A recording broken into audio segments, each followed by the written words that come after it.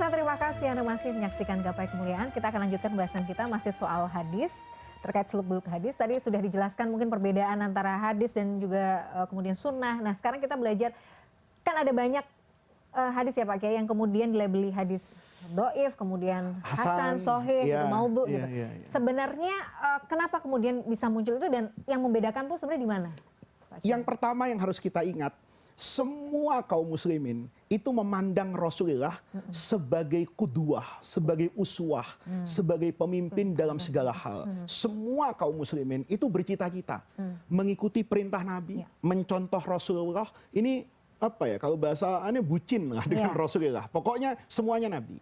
Oleh karena itu, semua orang kan ingin seperti itu. Nah, sarana untuk ingin seperti itu kan melewati yang namanya sunnah. Nah, oleh karena itu sebenarnya kontennya, isi kandungan hadis itu tidak terlalu diperhatikan dulu kan. Yang diperhatikan itu mata rantai periwayatannya. Betul. Saya bukan tidak percaya dengan karena semua hadis itu isinya baik loh. Walaupun hadis doif, ada hadis doif yang menyuruh saya kepada keburukan, nggak ada. Menyuruh kepada kebaikan. Hanya saja boleh jadi tingkat periwayatannya ini. Kan sederhana aja Mila. Saya ngomong kebaikan, bisa jadi yang mendengar tuh orang nggak baik. Gitu loh. Ketika disampaikan kepada Mila, Mila itu bukan nggak percaya omongan saya kan, tapi yang nyampein kapan dia ngaji sama Pak Faiz ya, kayaknya nggak mungkin deh. Mila jadi nggak percaya. Tapi Mila sebetulnya percaya dengan nilai kebaikan yang tersampaikan. Itulah sebetulnya para pemirsa makna hadis sahih, makna hadis hasan, makna hadis doif, bukan kontennya, tapi tingkat kepercayaan. Makanya nanti Imam Bukhari dengan Imam Muslim, Imam Abi Daud itu subjektivitasnya berbeda-beda gitu loh. Bukan dibangun dengan objektivitas semata loh. Dia ingin percaya orang misalnya, Imam Bukhari ada melihat orang baca hadis itu tidak pakai penutup kepala. Jangan diartikan dengan sekarang banyak profesor tidak pakai peci. Saya punya guru, saya cium tangan bolak-balik tidak pakai peci.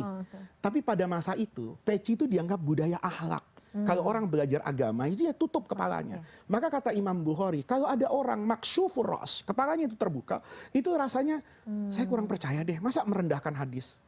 Wah, kalau itu diterapkan sekarang banyak yang tidak jadi kiai. Karena saya kadang-kadang pakai kaos ya, pakai kaos di rumah itu tiba-tiba ada sesuatu yang harus saya baca dari hadis, sambil Sahih Bukhari saya pakai kaos. Pakai sarung kadang-kadang tidak rapi, tidak pakai peci. Kata Imam Bukhari, saya nggak gitu percaya dengan orang kayak gini. Itu namanya subjektivitas. Maka hadis sahih dengan hadis doif itu tidak boleh serampangan asal doif tidak dibuang. Ibarat wali kelas gini kalau punya murid. Mila sama saya sama-sama wali kelas nih. Ujian saya bilang, yang ikut saya lulus di kelas saya ini nilai rata-rata 9. Mila guru yang penuh kasih sayang sama murid, 6 aja udah cukup lah. Maka mereka yang dapat nilai 7 di Mila itu kalau dimasukkan ke saya buang. Statusnya lulus di Mila. Lulus di Imam Abi Dawud, itu tidak lulus di Imam Bukhari. Nah ini yang kemudian melahirkan namanya sahih, hasan, dan doif. Oleh karena itu para pemirsa, banyak ulama mengatakan itu, ini hadis doif. Tapi saya butuhkan, saya sampaikan. Tapi saya tidak pernah menyembunyikan bahwa itu statusnya doif. Tapi saya butuh dengan hadis doif itu. Apa contohnya? An-nadhofatu minal iman.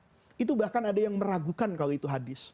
Hubbul watan minal iman. Itu Kiai Hasyim Asy'ari kok. Gitu loh. Tidak kemudian kita secara serampangan mengatakan ini hadis sahih, enggak. Tapi kata-kata hubbul watan minal iman itu dibenarkan oleh Al-Quran. Kata-kata an-nadhofatu minal iman itu didukung oleh hadis sahih.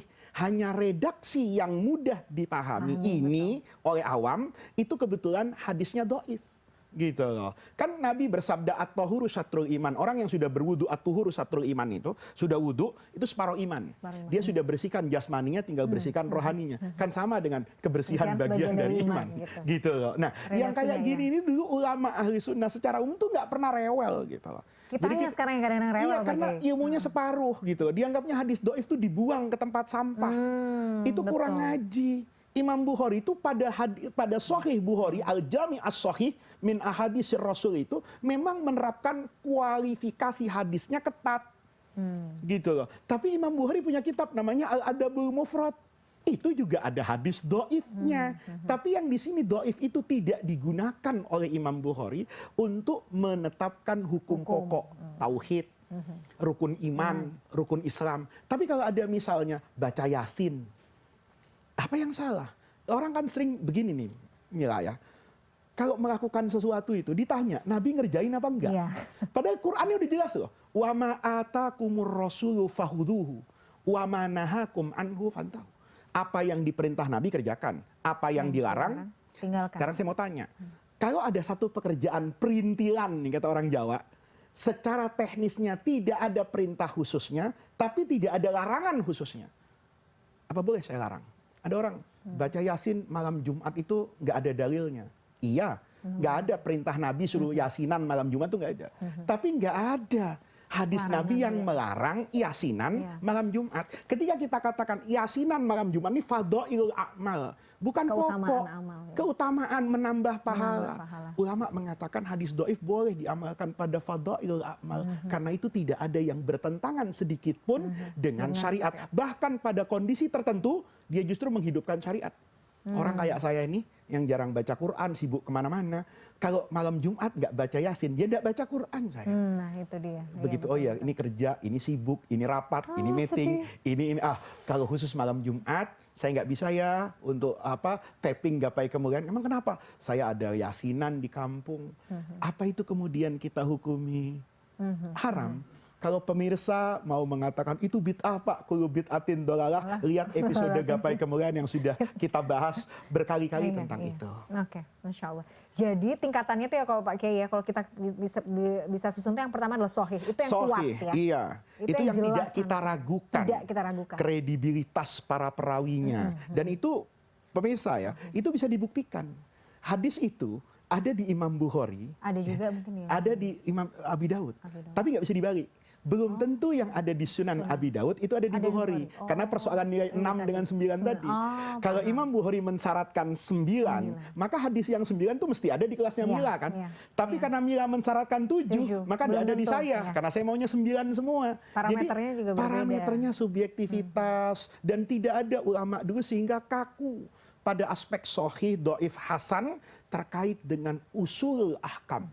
Gitu. Jadi sholat tuh, yang rukun sholat itu hadisnya harus sahih. Yang rukun. Tapi di luar rukun itu perdebatannya panjang. Doa dalam sholat misalnya. Dan kapan ruang untuk diskusi itu. Ruang diskusinya terbuka. Karena Islam itu mengharapkan akal dengan wahyu itu berjalan seimbang terus. Tidak ada dominasi berlebihan dari sebelah kanan kirinya, selalu al-mizan. Keindahan agama itu di situ. Oke, tadi jadi kuat itu adalah sahih, kemudian hasan itu di bawahnya sahih. Di bawahnya sahih, kemudian ada dhaif. Iya. Itu lemah gitu ya Pak Kiai ya. Dan itu masih dibagi-bagi lagi. Oh, dibagi lagi. Okay. Nanti ada sahih lidzatihi. Ini sanad hadis yang pede. Saya sendirian memang orangnya bagus-bagus. Nih. Ini ada orangnya kurang bagus nih. Tapi ada yang satu agak kurang bagus, meriwayatkan sama nih. Atau yang asal ini statusnya hasan, kurang banget. Tapi ada hadis lain dari jalur periwayatannya berbeda orangnya, tapi kandungannya sama. Maka dikatakan dia sahih li ghairihi. Dia jadi sahih karena punya teman. Digabungkan kanan, digabungkan kiri, ini menjadi dimensinya sahih bisa beragam Pak Kiai. Kemudian yang terakhir maudhu itu palsu. Maudhu palsu kalau itu. Kalau itu tidak ada ulama yang mengatakan itu boleh diamalkan kalau hadis maudhu. Clear ya Pak Kiai. Clear kalau itu. Ngarang-ngarang kalau itu. Dan biasanya hadis maudhu itu pasti aneh-aneh isinya. Bertentangan dengan mungkin Quran dan Sunnah yang lain. Oke, menarik sekali Pak Kiai, tapi kita harus jeda lagi. Pemirsa jangan kemana-mana, Gapai Kemuliaan masih akan kembali dengan banyak bahasan lagi terkait hadis. Kita harus jeda dulu, kita akan ketemu setelah jeda yang satu ini.